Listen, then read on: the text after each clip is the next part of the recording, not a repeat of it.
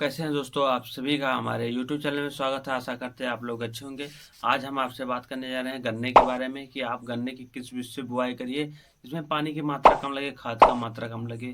तो दोस्तों, अगर आप हमारे चैनल पर नए हैं तो चैनल को सब्सक्राइब कर लीजिएगा, वीडियो को ज़्यादा से ज़्यादा शेयर करिएगा, ताकि अगर आप भी गन्ने की बुआई कर रहे हैं वो भी अप्रैल के महीने में, तो आपका भी ज़्यादा से ज़्यादा बचत हो, खाद की भी बचत हो और सिंचाई की भी बचत हो।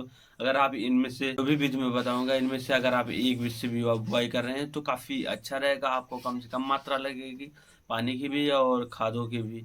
तो दोस्तों, पहली बीज की बात करें तो हमारे यहाँ उत्तर प्रदेश में या अन्य राज्यों में भी समतल बीज से बुआई की जाती है। समतल बीज में क्या रहता है, हम लोग नालियाँ खींच देते हैं, जिसमें हम पहले से खाद मिला देते हैं, देसी खाद, रासायनिक खाद और हरी खाद मिला के मिक्स किए रहते हैं अच्छे से। उसके बाद क्या रहता है कि इसमें हम नालियाँ खींच के उसके बाद गन्ने की बुआई करके और पाटा लगा देते हैं। ये हो गया समतल बीज से।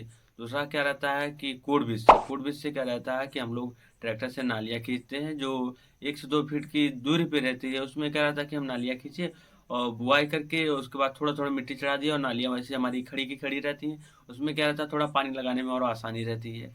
समतल बीज में थोड़ी मुश्किल होती है, ज़्यादा टाइम लगता है, लेकिन इसमें रहता थोड़ी और आसानी रहती है। और तीसरी बात करें आपसे रिंगपिट विधि। मेरे हिसाब से रिपीट विधि सबसे उत्तम और सबसे अच्छी विधि है। इसमें बस क्या रहता है कि स्टार्टिंग में जब हम लोग बुआई करते हैं थोड़ा लेबर चार्ज ज़्यादा रहता है, लेकिन उसके बाद आपको सिंचाई करने में और कटाई करने में काफ़ी आसानी होगी और काफ़ी अच्छा होगा और आपको खाद डालने में भी काफ़ी अच्छा होगा।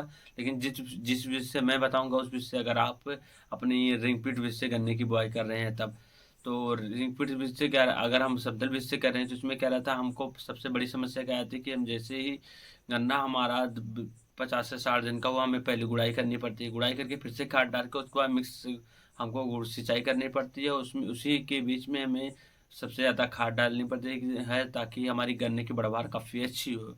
दूसरी समस्या क्या रहती है, अगर हम पानी लगा रहे हैं, हमारा खेत ऊंच नीच या समतल है, समतल की बजाय ऊबड़ खाबड़ थोड़ा ऊंच नीच है इधर उधर, तो हमें पानी लगाने में समतल में काफ़ी काफ़ी ज़्यादा समस्याएं होती है। जो किसान आजकल हमारे उत्तर प्रदेश में लगभग 60 से 70% किसान इसी से परेशान है कि हम समतल बीज से बुआई कर देते हैं और क्या रहता है, पानी लगाने में समस्या होती है, दूसरा गुड़ाई करने में भी समस्या होती है।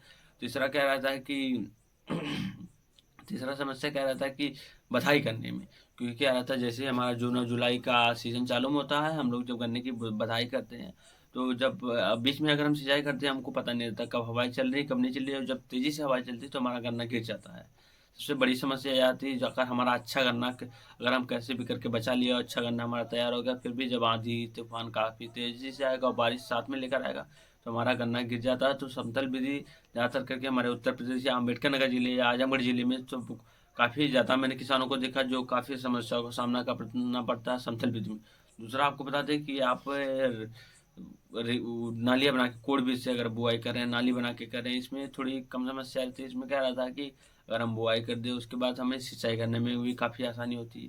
सिंचाई करने का क्या रहता है, हम लोग नाली बना दिए एक साइड से खेत के एक साइड में, चाहे आप चाहे जैसे ही आप नाली बनाए पूर्व पश्चिम की या उत्तर दक्षिण की, आपको एक साइड में नाली बनानी, उसके बाद पानी लगा देना, उसके बाद हर एक नाली में उसके बाद कटाना रहता है। इससे क्या रहता है, थोड़ी आसानी रहती है कि एक लेबर आसानी से 1-2 एकड़ दिन भर में पूरे आसानी से सींच सकता है। और इसके बाद क्या रहता है, खाद लगाने के भी क्या रहता है, खेत खाद छिड़काव पूरा खेत में करना पड़ता है। यही समतल बीज में नुकसान रहता है कि हमें जहाँ पौधों को खाद देना रहता है वहाँ की बजाय पूरे खेत में हमें छिड़काव करना पड़ता है। पूरे क्षेत्र में खेत में छिड़काव करने से क्या रहता है, जहाँ पे हमारे गन्ने कहीं पे क्या रहता है खाद ज़्यादा हो जाती है, कहीं पे कम हो जाती है, और जहाँ पे हमारे गन्ने नहीं है वहाँ पर भी अगर छोटे हैं या बड़े हैं हमें बराबर मात्रा में खाद डालनी पड़ती है। ये 2-3 नुकसान रहते हैं। वैसे ही नाली विधि में क्या रहता है कि हमको बराबर खाद पूरे खेत में डालनी पड़ेगी, चाहे हमारे क्या गन्ने छोटे हैं या बड़े। हालांकि समतल बीज से तो ये उत्तम ही है, क्योंकि अभी नए नए टेक्नोलॉजी आ गए हैं जो सिर्फ पेड़ों पेड़ों पे ऐसे साइड में रहता है, बीच में आप अगर दूरियां ज़्यादा नहीं है, जैसे 1 से 2 फीट अगर दूरी आपने गन्ने से मेड़ की दूरी की है तो आपको खाद डालने में काफ़ी आसानी होगी, बहुत ज़्यादा आसानी होगी। और इससे क्या रहेगा, हमें खेतों में सही मात्रा में खादों का प्रयोग कर सकेंगे नाली विधि में, और अच्छे से हम लोग दवा डाल भी आसानी से डाल सकते हैं। लेकिन सबसे आसान मेरे हिसाब से, और अगर आपको हम पूरी जानकारी आपको बता रहे हैं कि आपको जब बताएंगे तो आपको भी लगेगा सबसे अच्छा और सबसे उत्तम विधि है रिंगपिट विधि।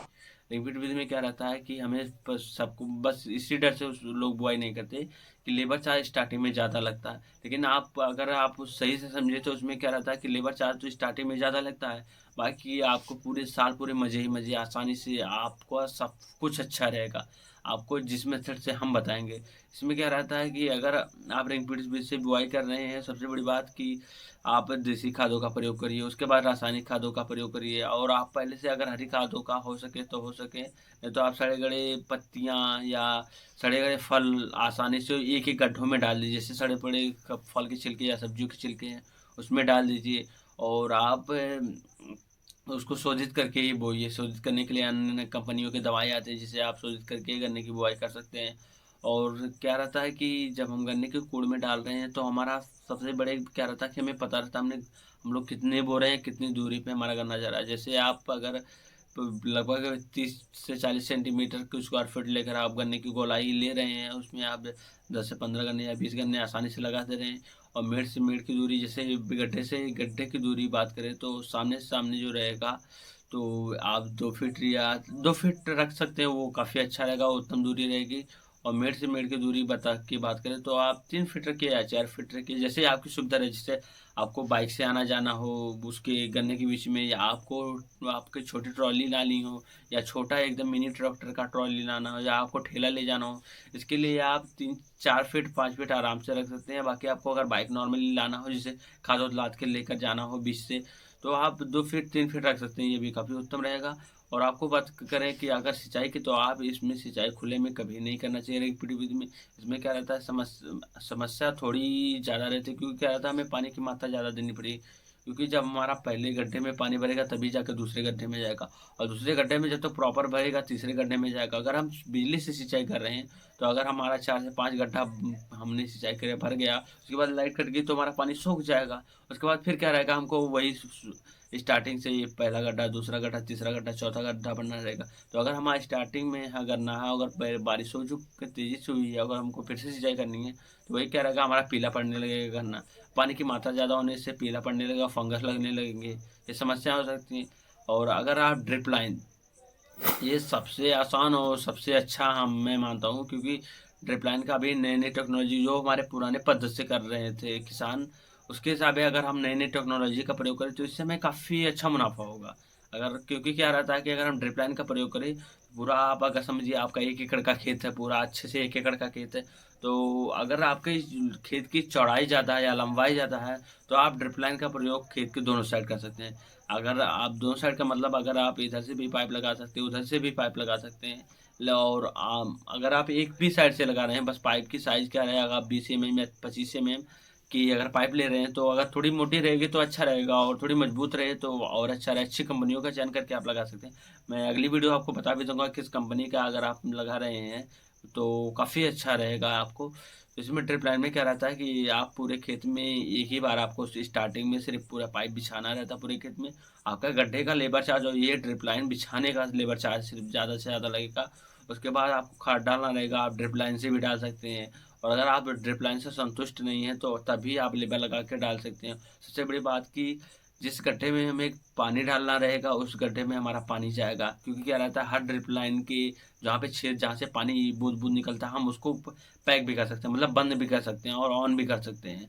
उससे क्या रहेगा कि हमें जिस गड्ढे में पानी देना रहेगा, वैसे अगर आप हफ्ते में 2 बार ड्रिप लाइन का प्रयोग करें, तो आप नॉर्मली पूरे गन्ने में दे सकते हैं। ऐसा नहीं कि आप एक गड्ढे में दीजिए, एक गड्ढे में दीजिए, ऐसा नहीं रहेगा। आप पूरे खेत में आसानी से दे सकते हैं। इसके पानी की बात करें तो आपका लगभग 80 से 85% या 90% पानी की बचत होती है आपकी। क्योंकि महँगाई के हिसाब से और मौसम के हिसाब से अभी दिन पे दिन पानी की मात्रा कम होती जा रही है, टेम्परेचर हाई होता जा रहा है। आज 50 से 60 डिग्री टेम्परेचर हो जा रहा है नॉर्मली।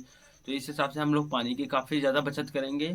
और हमें क्या रहेगा, खाद देने की बात करें तो अगर हम नॉर्मली खाद दे रहे हैं, जैसे अदर किसानों से दे रहे हैं, ड्रिप लाइन से नहीं दे रहे हैं, मतलब अदर लेबर अगर डाल रहा है, तो उसी-उसी कोड़ में डालेगा कि खाद की जिसकी ज़रूरत रहेगी, ना कि पूरे खेत में छिड़काव करना रहेगा।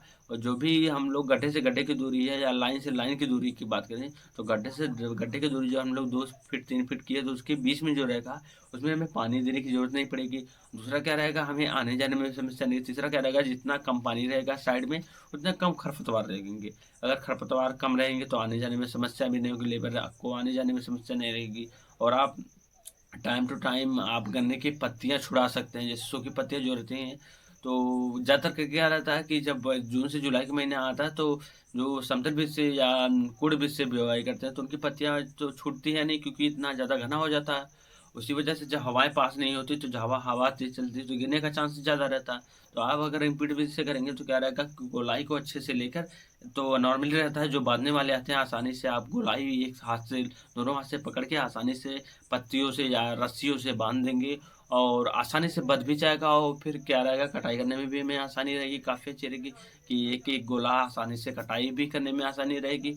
और सबसे अच्छा क्या रहेगा कि हम जिस भी क्यारी में, मतलब जिस भी गोले में खाद डाल रहे हैं, उसमें सबसे अच्छा क्या रहेगा कि उसी गोले में जाएगा, और खाद की मात्रा सही बढ़ेगी, और जो भी पेस्टिसाइड हमको डालना रहेगा, हम उसी-उसी कोड़ में डालेंगे जिस-जिसमें हमें ज़रूरत रहेगी। और काफ़ी अच्छा रहेगा, और इससे क्या रहेगा, पानी की भी बचत होगी आपका। वही स्टार्टिंग में जो और अभी क्या है कि गड्ढे लेबर चार्ज की जो बात कर रहे हैं, स्टार्टिंग में आप रिंग पिट विथ के लिए शायद जो अभी ट्रैक्टर से भी गड्ढे की खुदाई होना चालू हो चुकी है। जैसे आपने पोल देखा है कि खंभे, जो गाँव में बिजली के खंभे लगते हैं, उसको गड्ढा करने के लिए जो आता है, वो गड्ढा खोदने वाला, वैसे ही अभी नई-नई कंपनियाँ पंजाब, हरियाणा, गुजरात और मध्य प्रदेश, ऐसे महाराष्ट्र, ऐसे-ऐसे राज्यों में उन लोगों ने ऐसे वही वाला उसका मिनी बना लिए हैं कि रिंग पिट विथ से अगर बुआई करना चाहते हैं, तो गड्ढे से गड्ढे की दूरी उन्होंने 5 फीट फिक्स रख दी है। लेकिन आप अपने अनुसार 5 फीट या रखनी है कि 3 फीट रखनी है, या 2 फीट रखनी है, या 10 फीट रखनी है, आप अपने अनुसार कर सकते हैं।